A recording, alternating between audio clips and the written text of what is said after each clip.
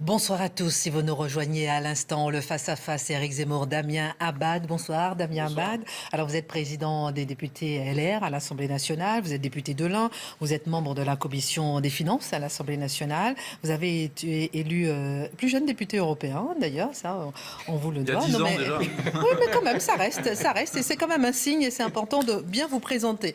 On a vu cette victoire écrasante de Boris Johnson au Royaume-Uni, en Grande-Bretagne. Personne n'a salué, justement, à droite. Quelle leçon doit-on tirer pour la droite française? Quelle leçon anglaise pour la droite française? Plusieurs. D'abord, la première, c'est qu'on peut passer très vite d'une déroute à un triomphe, puisque les conservateurs britanniques ont fait quasiment le même score que les républicains lors des élections européennes. Et que malgré cela, ils ont fait 40% des voix à ces élections-là, ce qui est la preuve qu'on peut arriver d'une déroute à la transformer en une victoire, à condition qu'on en tire les leçons et à condition effectivement qu'on repense notre logiciel politique. La deuxième leçon, c'est qu'il faut porter des convictions fortes. M. Johnson a été élu aussi parce qu'il a clairement dit aux Anglais qu'il fallait tourner la page du Brexit. Alors ensuite, on verra dans les faits, mais c'est une réalité en tant que telle.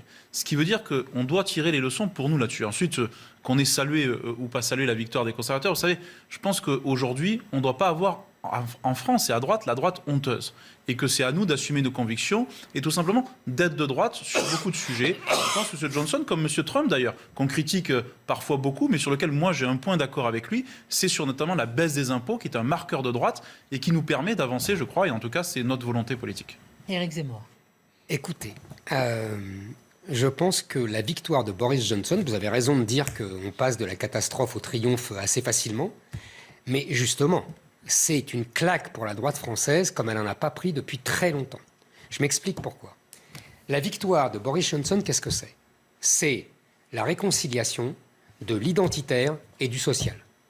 Il dit le Brexit, qu'est-ce que c'est le Brexit? Je vous rappelle que le Brexit, les gens ont voté, vous vous souvenez de la campagne pour le Brexit, pour deux raisons fondamentales. Un, contre l'immigration. Deux, pour la reprise en main de la souveraineté qu'on avait laissée aux juges et aux technocrates européens, la fameuse reprise en main. Les deux raisons, c'est vraiment l'identitaire, la souveraineté. Et trois, Boris Johnson a fait une campagne, contrairement à ce qu'on a dit, pas du tout libérale, pas du tout thatchérienne, au contraire. Il a sonné le retour de la dépense publique. Alors vous allez me dire, ils ne sont pas du tout dans notre état, je vous l'accorde d'avance, on est d'accord. Mais il a sonné le retour de la dépense publique dans la santé et dans l'éducation.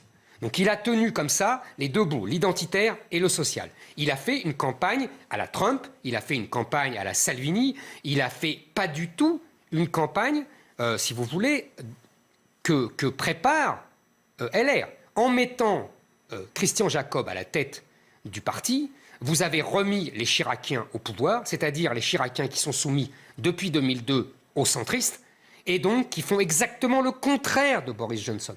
Et quand vous me dites franchement, le Trump, c'est la baisse des impôts, là, vous ne pouvez pas dire ça sans rigoler. Trump, c'est d'abord le mur face à l'immigration, c'est d'abord le protectionnisme face à la Chine, c'est pas la baisse des impôts. Alors si vous voyez ça dans Trump, c'est à mourir de rire. Pas seulement. D'abord, j'ai bien compris que vous avez une détestation des Chiraciens, rassurez-vous, il y en a de moins en moins. Pas du tout. Parce que Pas du aussi tout. L'évolution politique, et ça l'a. J'ai très bien connu Chirac, il était très drôle. Oui, mais c'est pour ça. Mais il y a aussi un sujet sur lequel Chirac a porté, qui est la question de la fracture sociale. Alors peut-être qu'il n'est pas allé jusqu'au bout, mais en tout cas, c'était... Oui, mais au moins, il a eu le mérite de mettre cette thématique sur la table, qui est toujours d'ailleurs d'actualité. Moi, j'en tire deux leçons quand même. Vous dites c'est une claque pour la droite française. Non, c'est une leçon. Sur un certain nombre de points... Vous faites le contraire. Non, je ne suis pas d'accord avec vous. D'abord parce que le virage social que nous avons pris sur la droite aujourd'hui, en parlant de sujets qui concernent davantage, je dirais, la vie quotidienne des Français, on nous a dit... Vous savez, le problème de la droite, c'est que parfois, elle est monosujet, elle ne parle que d'une seule chose. Au nom de quoi, quand on est de droite, on n'aurait pas le droit de parler de la culture, de l'école, du social, de la dépendance, du handicap. C'est un chemin qu'on est en train de prendre. Effectivement, il y a encore un travail important à faire, mais c'est un chemin que l'on a choisi ensemble et que l'on veut porter. Et donc, moi, je suis de ceux qui pensent que la droite doit marcher sur ses deux jambes et que cette fibre sociale qu'a porté Boris Johnson, et que nous devons porter aussi à droite chez les Républicains, elle est possible. La deuxième leçon que je retiens quand même, Éric Zemmour, c'est que dans cette élection-là, ça ne nous a pas échappé, qu'il y avait aussi un parti d'extrême droite. Et que ce parti d'extrême droite a été avalé par le Parti conservateur. Et le Parti conservateur, oui. Nigel Farage, vous voulez dire? Oui. Je vais en parler alors. Oui, okay, mais allez-y. donc du coup, ils ont quand même pu gagner malgré l'existence là. Ça veut dire quoi pour nous? Ça veut dire que je ne crois pas à la capacité d'être avalé par un système politique entre En Marche et le Rassemblement national. À une condition, c'est effectivement qu'on ne soit pas simplement à mi-chemin entre les deux, mais qu'on propose autre chose que cela. Enfin, sur la question de la souveraineté et la question de l'identité, moi je crois à la droite des racines et des ailes. Et il y a des racines et des ailes. Je crois en l'ancrage territorial. Je crois, et pour moi, le mot identité n'est pas un gros mot, à condition qu'il ne soit pas galvaudé, à condition qu'il soit porté dans le débat public intelligemment, et à condition qu'il aboutisse surtout à des réponses politiques. Mais à côté de cela, il y a aussi les ailes. Et les ailes, effectivement, et là on aura certainement un point de désaccord, mais je l'assume bien volontiers avec vous. Moi je crois en l'Europe, pas cette Europe-là qui est construite actuellement, mais je crois à l'idée européenne qui était certainement la plus belle idée du siècle dernier. Certainement qu'on l'a détournée, oui, parce que aujourd'hui on le voit malheureusement sur beaucoup de sujets, sur le changement climatique, sur l'agriculture, sur l'économie ou autre, etc. Donc pour nous, c'est pas une claque, ce sont d'abord un certain nombre de leçons à en tirer pour réapprendre tout simplement à porter nos idées politiques. Plusieurs choses dans ce que vous avez dit. La première, vous dites, Nigel Farage a été avalé par Johnson. C'est faux. Non, il s'est retiré. Oui, ce n'est pas la même chose. Il s'est retiré parce... Oui, mais attendez. Il s'est retiré pour justement assurer la victoire de Boris Johnson et donc de ses idées. Et pourquoi il s'est retiré? C'est parce que nous avons là-bas un scrutin majoritaire à un tour. Donc, le premier gagne tout. Nous ne sommes pas dans ce système-là. Nous sommes dans un système majoritaire à 2 tours. Donc le premier tour, on peut choisir, et le second, on s'allie. Je vous rappelle que donc on est obligé, dans un système majoritaire à 2 tours, de choisir un allié. Même si vous ne voulez pas, vous serez obligé de choisir. D'ailleurs, on le voit aujourd'hui. La question peut être renversée aussi si on est premier ou deuxième. Attendez, oui, bien sûr, mais vous ne serez pas les premiers. Voilà. Mais on sera peut-être les deuxièmes. Non, vous serez les deuxièmes ou les troisièmes, mais vous devrez choisir. Et vous allez choisir, de toute façon, vous commencez déjà à choisir. Regardez, pour les municipales, une partie de vos gens vont avec En Marche. Et vous expulsez un jeune homme qui lui, voudrait aller avec le Rassemblement national. Vous choisissez, en vérité. Vous avez déjà choisi. Vous êtes dans le syndrome centriste et vous dites, contrairement à Boris Johnson, qui disait pas d'ennemis à droite, vous dites... Nos ennemis sont à droite. Donc vous ne pouvez pas réussir. Votre électorat... Excusez-moi, j'ai fini. Boris Johnson, il a arraché l'électorat ouvrier du Parti travailliste, du Yorkshire, des Midlands, pardonnez-moi pour mon accent, parce que justement, il tenait un discours identitaire et social. Vous ne pourrez pas arracher cet électorat-là avec seulement un discours social qui est tenu par tout le monde, par la gauche, par le Rassemblement national. Donc vous êtes condamné à aller dans le bloc bourgeois. D'ailleurs, vos électeurs vous ont déjà précédé. Une grande partie de vos électeurs sont partis à En Marche et une autre est partie au Rassemblement national. Vous savez, si je suis face à vous ce soir, c'est parce que j'ai été élu par un électorat ouvrier, un électorat des classes moyennes, des classes populaires, qui justement n'a pas tourné le dos à la droite républicaine, là où dans certains quartiers bourgeois, cette droite-là est partie pour la République en marche, et vous le savez très bien. Parce qu'on a cet ancrage territorial qui reste malgré tout en droite. Il faut faire tout. Mais attendez, c'est un point important. Quand vous dites ancrage territorial, il faut préciser aux gens. Mais vous êtes des élus locaux, et c'est tout à votre honneur. Mais pas simplement. Mais un parti qui n'est qu'un parti d'élus locaux est mort. Le Parti radical était un parti d'élus locaux, il n'en reste plus rien. Je voudrais terminer aussi mes raisonnements. Je pense avoir respecté le vote. Je le dis simplement qu'on a cet ancrage territorial. C'est une réalité sociologique et politique. La deuxième chose que je veux dire, c'est que la droite, aujourd'hui, au-delà de cet ancrage territorial qui est important aussi pour nous tous, c'est que vous nous dites, mais finalement, il nous faut aussi, la fibre sociale seule ne suffira pas. Bien entendu que la question de l'autorité politique, du régalien, elle est centrale pour nous. Et bien entendu que là aussi, on doit tirer un certain nombre de leçons du passé. Ce qu'on a reproché à la droite, c'est quoi?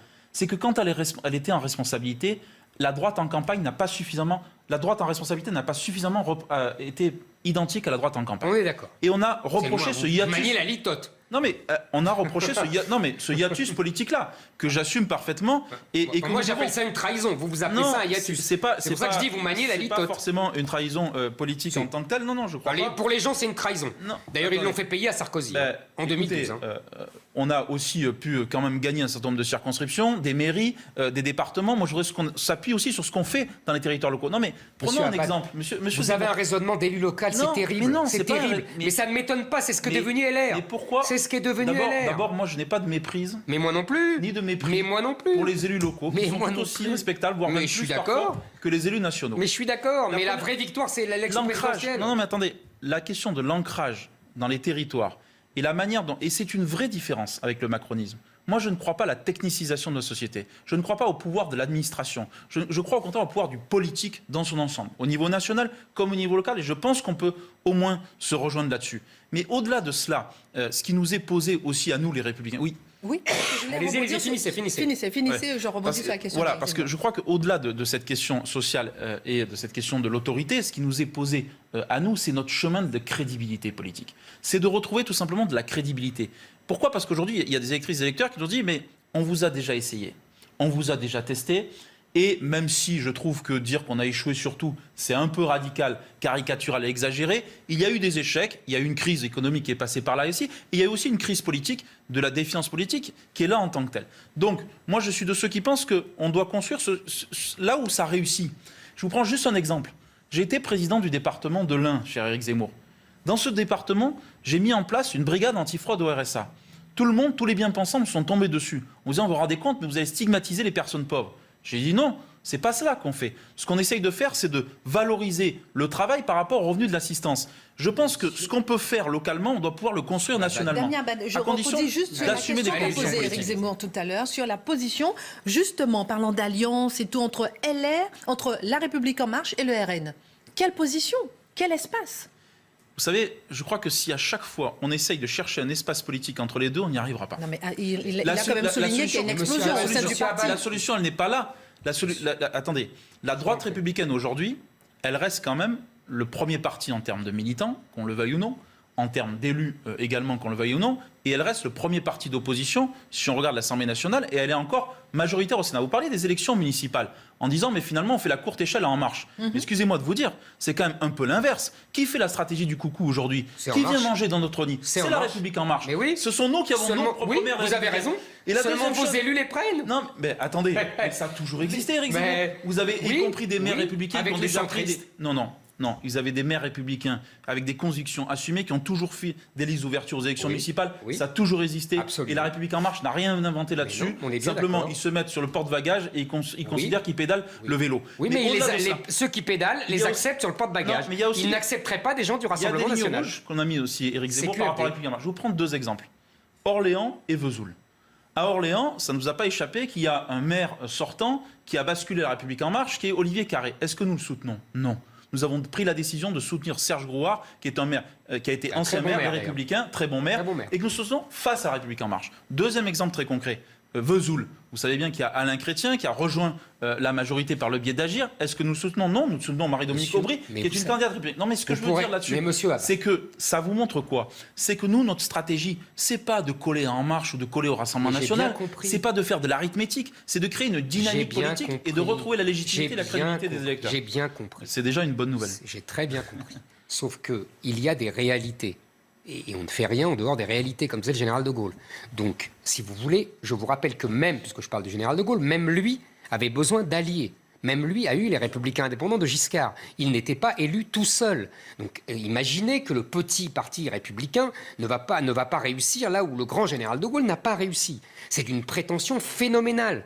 On ne gagne au premier tour que parce que Macron en a gagné, que parce qu'il avait le Rassemblement national, ou le Front national à l'époque, en face.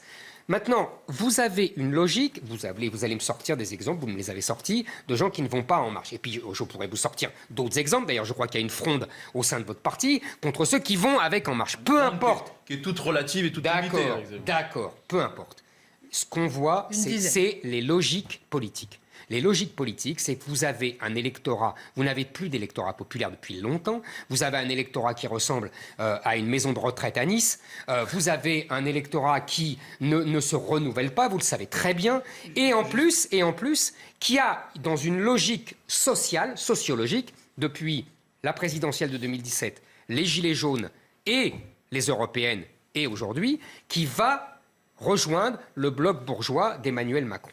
Donc maintenant, vous avez le choix entre les deux et vous ne pourrez pas échapper à ce choix. Vous allez tergiverser, vous allez gigoter, vous allez profiter des élections municipales parce que là, comme vous l'avez sans cesse répété, vous avez des élus locaux de valeur et donc c'est très bien. Mais je vous répète, Le Parti radical avait des élus locaux de valeur. Le Parti communiste avait des élus locaux de valeur. Ils ont fait illusion. Ça ne les a pas empêchés de mourir en tant que parti. Et pourtant, ils avaient des très bons élus locaux. Mais vous avez ce destin en marche, c'est le cas de le dire. Est-ce que LR est le parti des élites? Non, je ne crois pas. Plusieurs choses. D'abord, on a une différence. C'est que Éric Zemmour considère, et respecte tout à fait son point de vue, que LR c'est mort, pour être clair. Absolument. Et que la vérité, c'est qu'on ne gagnera pas la présidence de la République par le biais des Républicains. Exactement. Je considère, moi, que les Républicains restent le cœur de la droite parlementaire et qu'à condition, bien sûr, de s'élargir, de rassembler. Personne ne nous a dit qu'on était contre avoir des alliés. On a des alliés, d'ailleurs, sur les territoires, avec également l'UDI et autres. Monsieur Abad, mais attendez, la question d'abord, c'est de la dynamique. Avant de parler des alliés, c'est d'abord de se qualifier pour le second tour. Et ensuite, ce sont nos adversaires qui posent la question. Là où vous avez raison, par contre, c'est effectivement sur le lien entre la droite républicaine et l'électorat populaire. Même si on n'a pas que l'électorat bourgeois et on n'a pas que les mamies ou papis de 60 ans qui ont voté pour nous, parce que sinon je ne serais pas là ce soir devant vous. Depuis Fillon, c'est quand même le cœur de votre électorat. Mais là où vous avez raison, c'est qu'il y a une cassure, c'est vrai, avec l'électorat populaire. L'électorat des quartiers qu'on a complètement abandonné, l'électorat des territoires aussi qu'on a bien souvent malheureusement abandonné. Et là, votre jargon, je comprends plus rien. Les quartiers, ça veut dire les banlieues. Les territoires, ça veut dire la France périphérique. Ça veut dire la France périphérique. Parlez français là. Ne parlez pas votre langue insupportable. Écoutez, j'ai pas de leçon de français. Non, mais je vous assure, c'est très énervant. Parce que vous savez pourquoi je vous reprends? Parce que vous reprenez la novlangue bien pensante de la gauche. C'est pas des quartiers, c'est des banlieues. Et c'est des banlieues souvent islamisées. Et c'est pas des territoires, c'est de la France périphérique, c'est-à-dire de la France. Personne n'a le monopole des mots en tant que tel. Oui, mais vous prenez les monopoles de la gauche bien pensante. Quand vous parlez, et excusez-moi de vous dire, que si vous renvoyez le mot banlieue uniquement à la gauche, c'est une erreur politique majeure. La gauche, c'était le terme de quartier. Vous avez oublié populaire d'ailleurs. Je considère qu'on peut être de droite, parler des quartiers, parler des banlieues, parler de la fracture territoriale et parler de tous ces sujets-là. Ce que je veux dire simplement, c'est que j'ai parfaitement conscience de la réalité de notre pays aujourd'hui, de la réalité de ces fractures, de la réalité de cette fragmentation, de ce lien de la nation qui est cassé. Comme disait Ernest Renan, la nation est un exercice, est un plébiscite de tous les jours. C'est une réalité. Et cette réalité-là, moi, je ne la masque pas, je ne la cache pas, et je ne suis pas de ceux, y compris dans ma famille politique, qui ne regardent pas en face cette réalité politique. Sur la question migratoire, sur la question économique, sur la question sociale, et sur la question territoriale. Là-dessus, je pense qu'il y a une vraie réalité, effectivement, qui est celle-là. Maintenant, ce sont les réponses politiques à apporter. Moi, je considère, et d'ailleurs, quand j'étais avec François Fillon, j'ai déjà considéré qu'on ne peut pas simplement être dans la droite du sang et des larmes. Je pense qu'il faut aussi donner une espérance aux Français. Que l'espoir en politique, ça a aussi du sens. L'espoir, c'est pas être juste des oui du progressisme ou du progrès social. C'est pas ça l'espoir.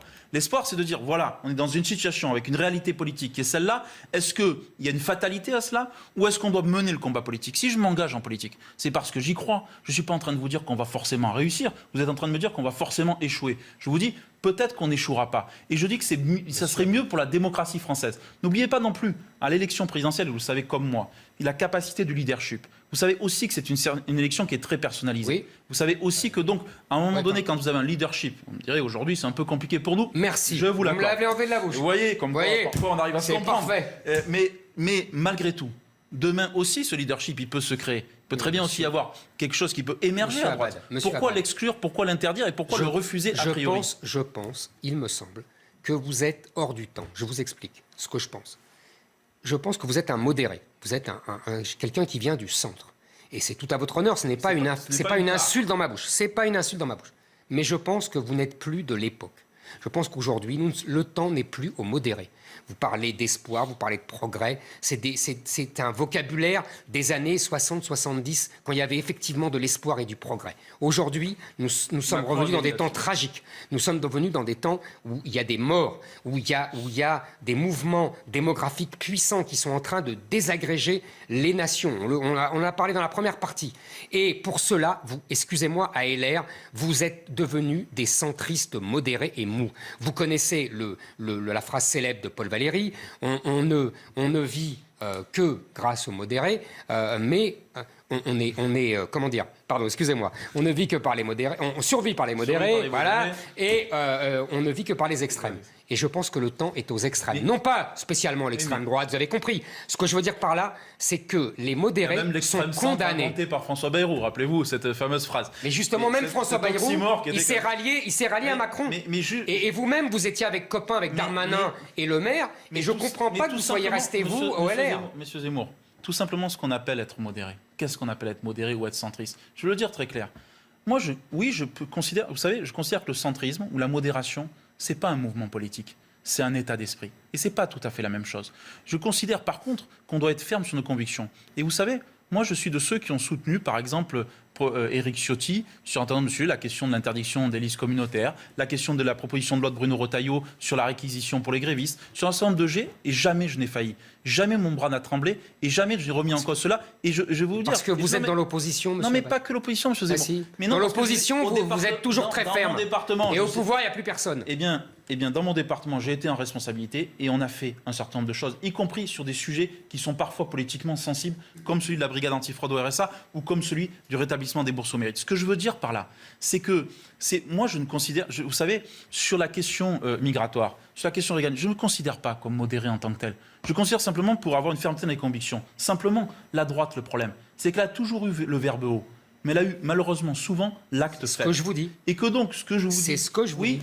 Mais reconnaissez avec moi que c'est pas parce que vous avez un verbe haut que vous allez avoir un acte fort. Je suis d'accord. Et que moi je préfère je préfère avoir un verbe mesuré, et on peut avoir une divergence là-dessus, mais par contre une action qui soit forte. Parce que, et vous savez, je vous prends un exemple.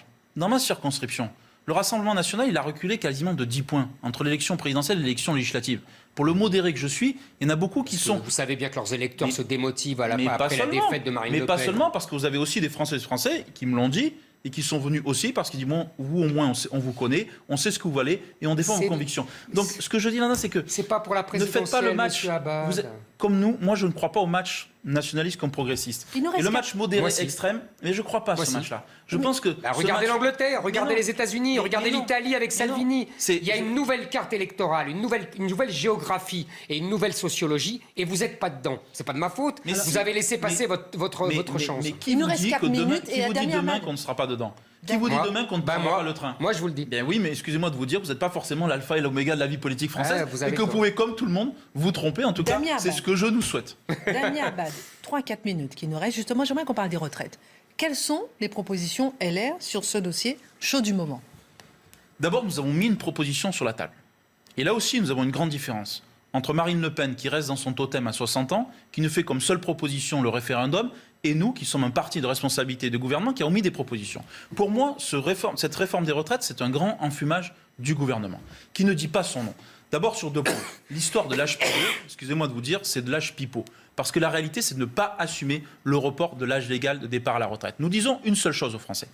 C'est que si vous ne faites pas une réforme paramétrique sur la mesure d'âge, qui permet d'équilibrer le système financier des retraites, qu'est-ce qui va se passer? La baisse des pensions. Et si on ne fait pas la baisse des pensions, alors on aura la hausse des impôts, parce que le déficit de la sécurité du régime de retraite sera ce que le corps dit, c'est-à-dire entre 8 et 17 milliards d'euros en 2025, et ça veut dire en l'horizon 2030, 40 à 50 milliards d'euros. Donc ce que nous disons, c'est que le gouvernement ne dit pas la vérité aux Français. C'est qu'il est dans le flou, il est dans la confusion, il y a un problème de méthode. Nous, on fait des propositions, sur l'âge légal, parce que c'est ce qu'il faut expliquer aux Français. La deuxième chose, sur la fin des régimes spéciaux. J'en ai assez d'entendre, et peut-être que j'entendrai pas ce soir, de dire « Oh là là, mais ce gouvernement est extraordinaire, il met fin aux régimes spéciaux. » Ah oui, en 2047. Vous croyez que c'est sérieux de faire ça? De mettre fin aux régimes spéciaux en 2047 et d'expliquer à tous les Français, et y compris à l'électorat de droite, pour le coup, de dire « Regardez, ils sont géniaux parce qu'ils font cela. » C'est pas ça la réalité. Alors après, on pourra toujours dire « Oui, mais c'est toujours mieux que la droite, qui n'a rien fait quand elle était en responsabilité là-dessus. » Je vous l'accorde. Sauf qu'on a fait 3 réformes. Oui, absolument. 93. Sur les retraites, c'est un des rares trucs que vous ayez fait. On est crédible. Absolument. On est crédible sur les retraites. Et donc, et donc, on doit porter...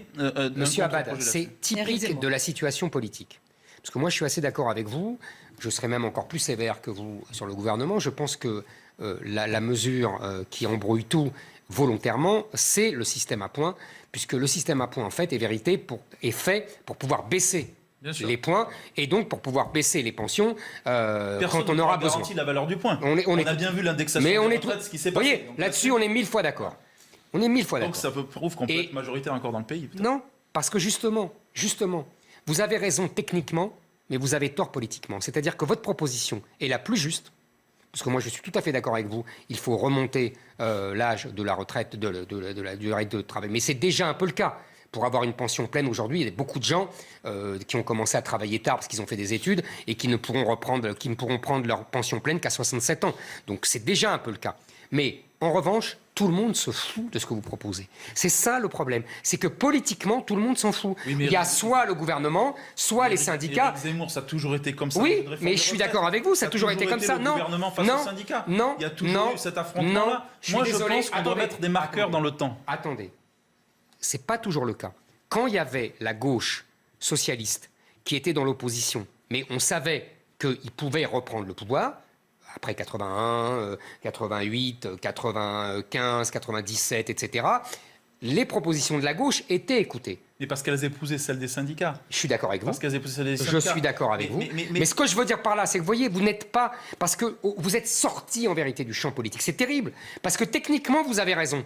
Mais vous savez, on en a connu d'autres qui avaient raison techniquement. Je parlais tout à l'heure de Georges Marchais en campagne de 81, ça vous a étonné. Je pense qu'il avait raison sur toute la ligne dans sa campagne et il a été écrasé. C'est pas moi, je crois, on verra bien l'avenir, ce que l'avenir nous prédira, mais simplement, je crois que d'abord, on doit incarner une réforme juste et ambitieuse. Et là où on doit dire les choses aux Français, c'est que ce fameux âge pivot, passer 62 à 64 ans, ça veut dire quoi ? Ça veut dire quand même une super décote. Ça veut dire que toutes celles et tous ceux qui vont partir entre 62 et 64 ans vont voir leur baisse de... Mais oui, c'est l'âge malus, une baisse de retraite de 10%. Ça veut dire quoi ? Ça veut dire qu'on va créer la catégorie des retraités pauvres. Absolument. Et qu'est-ce qu'on dit aux femmes ? Qu'est-ce qu'on dit aux mères de famille ? Qu'est-ce qu'on dit quand on raconte aux enseignants qu'on va compenser par 10 milliards d'euros de hausse de salaire ? C'est une vaste blague, une vaste supercherie à laquelle personne ne croit là-dedans.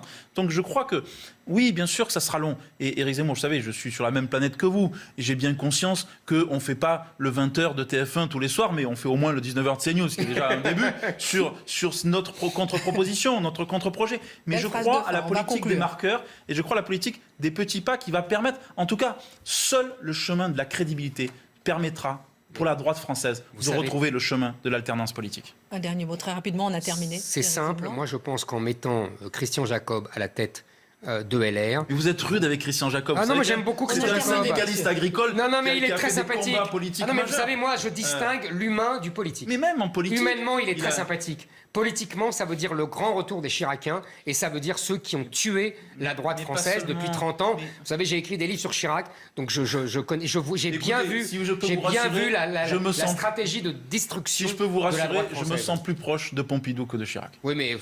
Messieurs, fin de ce face-à-face. Merci Damien Abad, merci Éric Zemmour. Excellente fin de soirée sur CNews. D'autres informations tout de suite.